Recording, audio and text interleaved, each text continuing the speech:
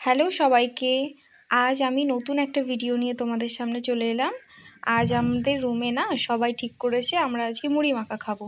তো তার জন্যে আমরা নিয়ে নিয়েছিলাম 250 গ্রাম মুড়ি, তার সাথে কেটে রাখা সুন্দর করে কুচি কুচি পেঁয়াজ, এবং তার সাথে ছিল লঙ্কা, টমেটো আর শসা, যেটা আমরা মুড়ির সাথে খুব সুন্দরভাবে অ্যাড করে নিয়েছিলাম।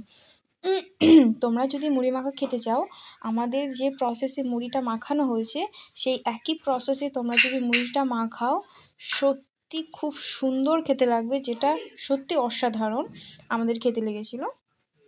তো তোমরা এরকম করে টমেটো, শসা, পেঁয়াজ আর লঙ্কাটা কুচি করে নেবে।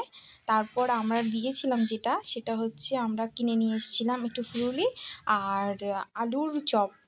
তোমরা খেয়ে জানো এর টেস্টটা কতটা ইমপ্রুভ করে। তো এটা আমি নিজের হাত দিয়ে পেস্ট মতো করে নিচ্ছিলাম যাতে সব জায়গায় মিক্সড হয়ে থাকে।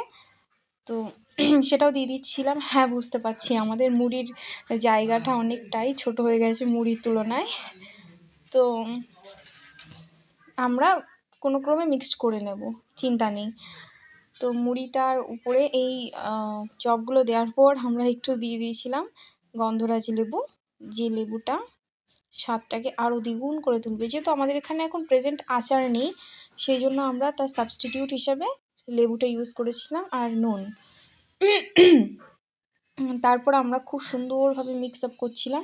আমাদের মিক্সিং প্রসেস এটা তোমরা দেখে হয়তো হাসবে, কিন্তু এটা ছিল মিক্সিং প্রসেস। তারপরে আমরা দিয়ে দিয়েছিলাম চানাচুর ওতে পরিমাণ মতো। তারপর মিক্সড করে আমরা একটু তেল মিশিয়ে মিক্সড করে খেয়ে নিলাম। টাটা, দেখা হচ্ছে পরের কোনো নতুন ভিডিওতে।